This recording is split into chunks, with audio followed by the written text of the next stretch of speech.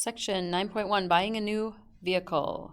We're going to compute the sticker price of a new vehicle, which is something that you guys, I think, will enjoy. We're going to do a computer activity here in a few days, probably not until next week sometime, but we're going to be doing some things with online vehicle sites where you guys can look up some that I've chosen and then pick some that you guys want to look at. So I think you'll enjoy that.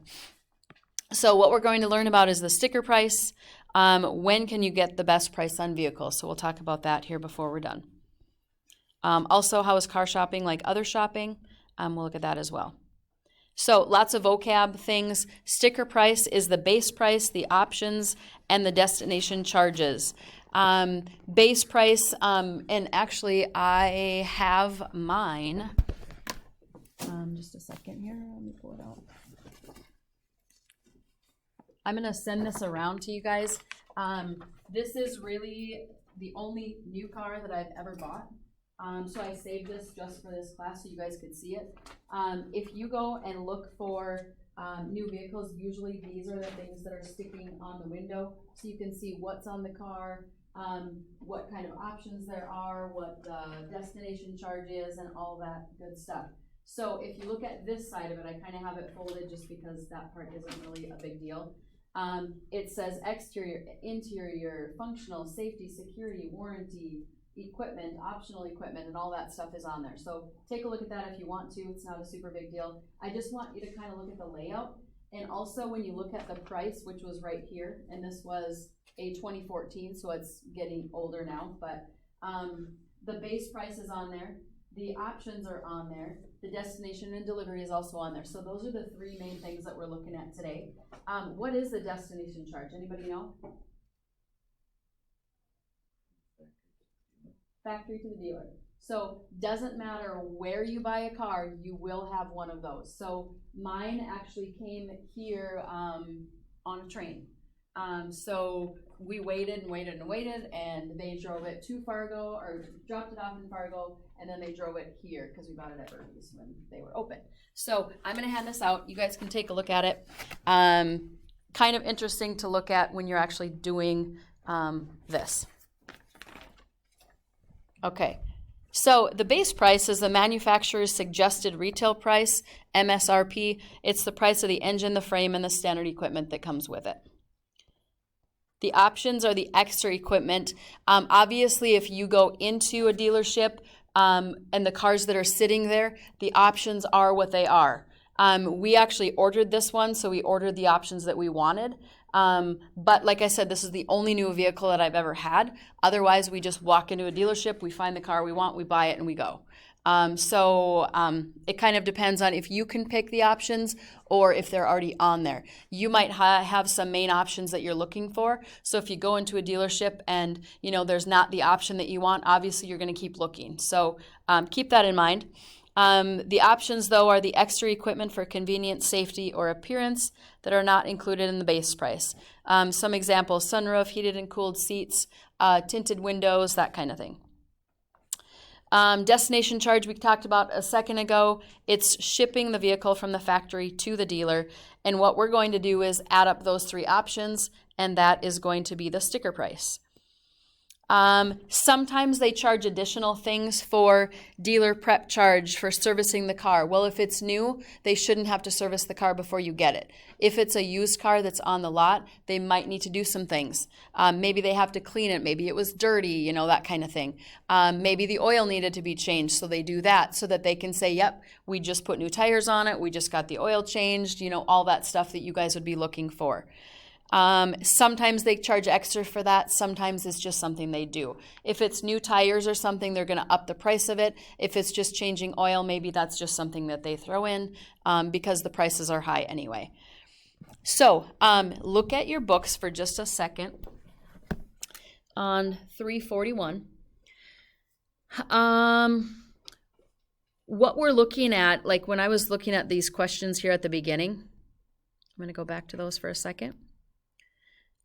Sticker price we just learned about. Base price, optional, equipment, and destination charge. When can you get the best price on new vehicles? Anybody know what that one might be?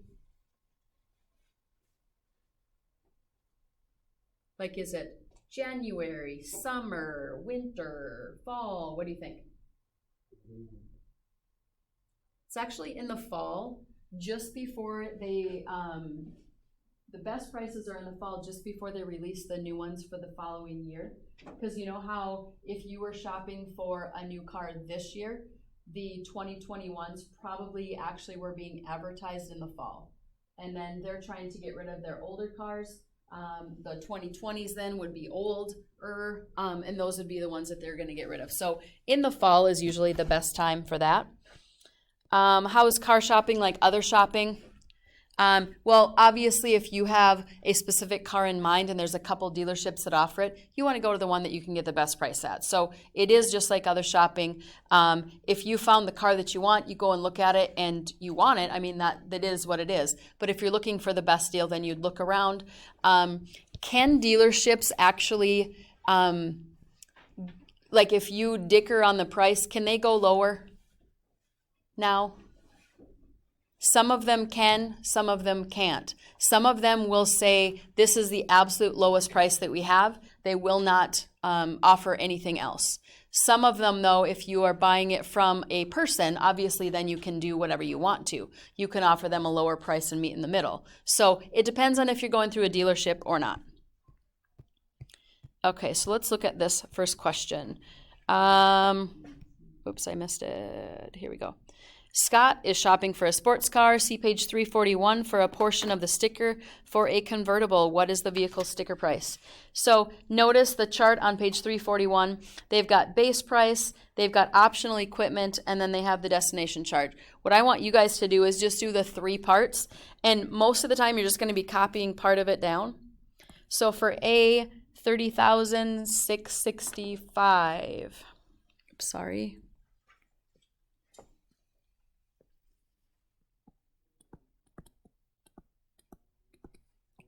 For B, the options, we would add 665, 925, and 460 together.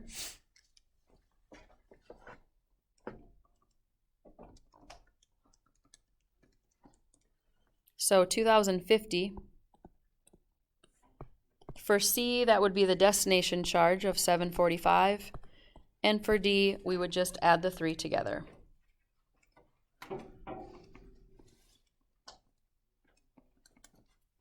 $33,460. Okay, so you don't have to show me the numbers you're adding together. I just want the 3 parts and then the total for the last one. Okay, so let's look at one more.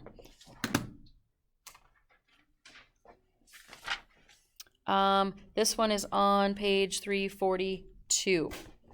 Actually, no, this is just an extra one. I think this one is not, it's not example 2. This is just an extra one. Howard wants to purchase a sports car that has $27,495 base price, so we need that for A.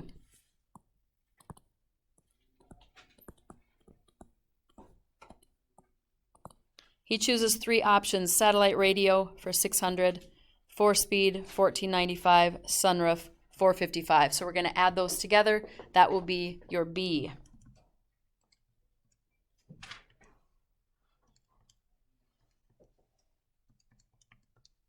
$2,550.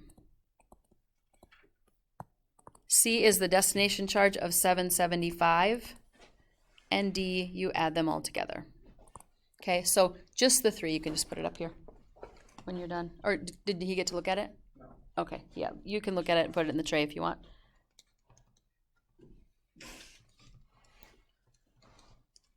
So this one is $30,820. Okay, so not super complicated questions. I did not put the harder version in, which was the algebra question. I just feel like we don't necessarily need to know that particular style of question. So we're skipping that one.